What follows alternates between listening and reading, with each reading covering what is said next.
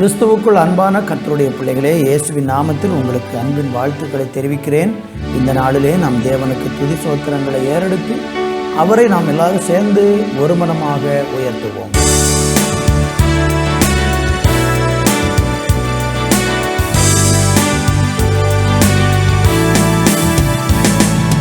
யாக்கோபின் தேவன் என் தேவன், எனக்கென்றும் துணையவரே, என்னாலும் நடத்துவாரே. யாக்கோபின் தேவன் என் தேவன், எனக்கென்றும் துணையவரே, என்னாலும் நடத்துவாரே. ஏதும் இல்லை என்ற கவலை இல்லை, துணையாளர் என்னை விட்டு விலகவில்லை. ஏதுமில்லை என்ற கவலை இல்லை, துணையாளர் என்னை விட்டு விலகவில்லை. சொன்னதை செய்திடும் தகப்பனவர், சொன்னதை செய்திடும் தகப்பனவர். நம்புவேன் இறுதி வரை, நம்புவேன் இறுதி வரை, நம்புவேன் இறுதி வரை, நம்புவேன் இறுதி வரை. யாக்கோபின் தேவன் என் தேவன், எனக்கென்றும் துணையவரே, என்னாலும் நடத்துவாரே. யாக்கோபின் தேவன் என் தேவன், எனக்கென்றும் துணையவரே, என்னாலும் நடத்துவாரே. என் ஓட்டத்தில் நான் தனிமையில்லை, நேசித்தவர் என்னை வெறுக்கவில்லை.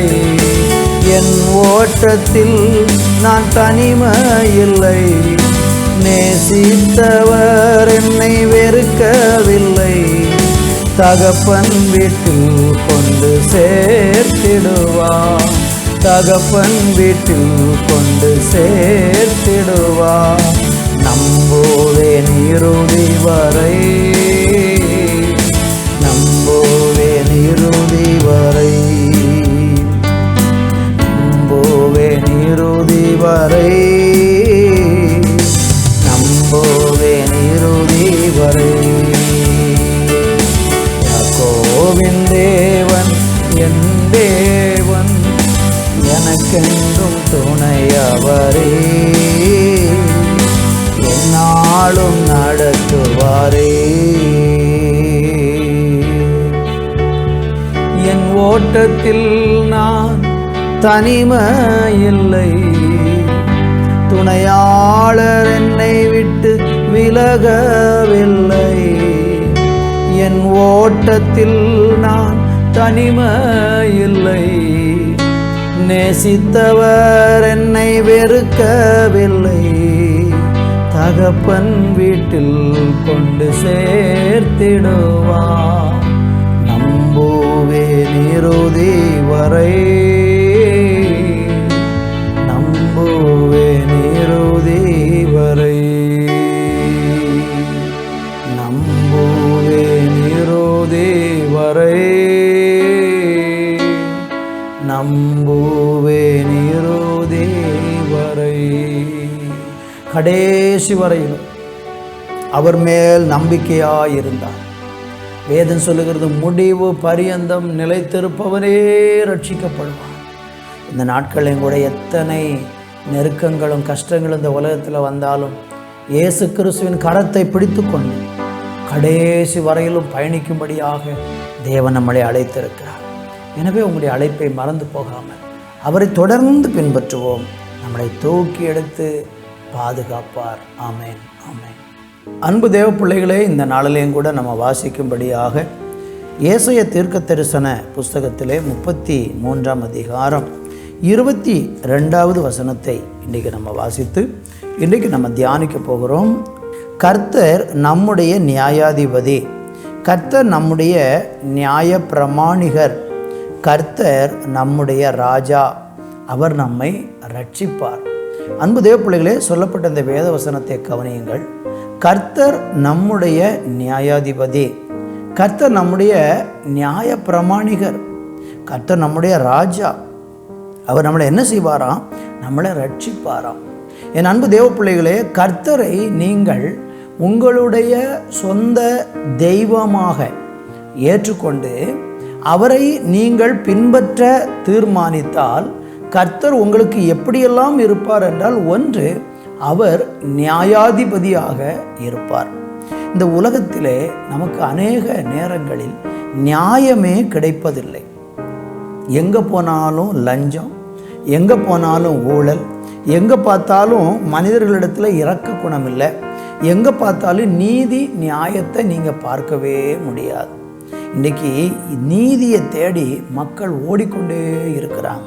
உங்களை அநேகர் ஒடுக்கி பலவிதமான விதத்தில் வேதனைப்படுத்தி துன்புறுத்தி உங்களை கண்ணீரிலே வாழும்படியாக தள்ளியிருப்பார்கள் என்றால், இன்றைக்கு உங்களுக்கு நியாயமே கிடைக்கவில்லை என்று சொல்லி நீங்கள் ஏங்கி கொண்டு எனக்கு என்றைக்கு நியாயம் கிடைக்கும், எனக்கு என்றைக்கு நீதி கிடைக்கும் என்று சொல்லி நீங்கள் கலங்கி கொண்டு இருப்பீர்கள் என்று சொன்னால், நான் உங்களுக்கு விசுவாசத்தோடு வேதத்தின் வெளிச்சத்தில் சொல்ல விரும்புகிறேன்.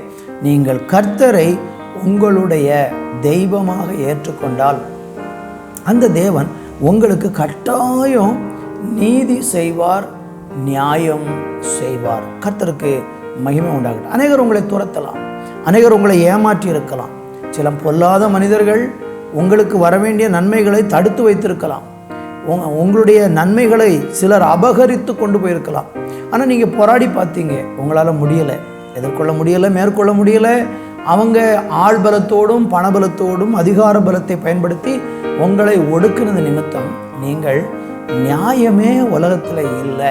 எத்தனையோ மனிதர்களிடத்தில் கேட்டீங்க, எத்தனையோ நபர்களை நியாயத்துக்காக அழைச்சிங்க.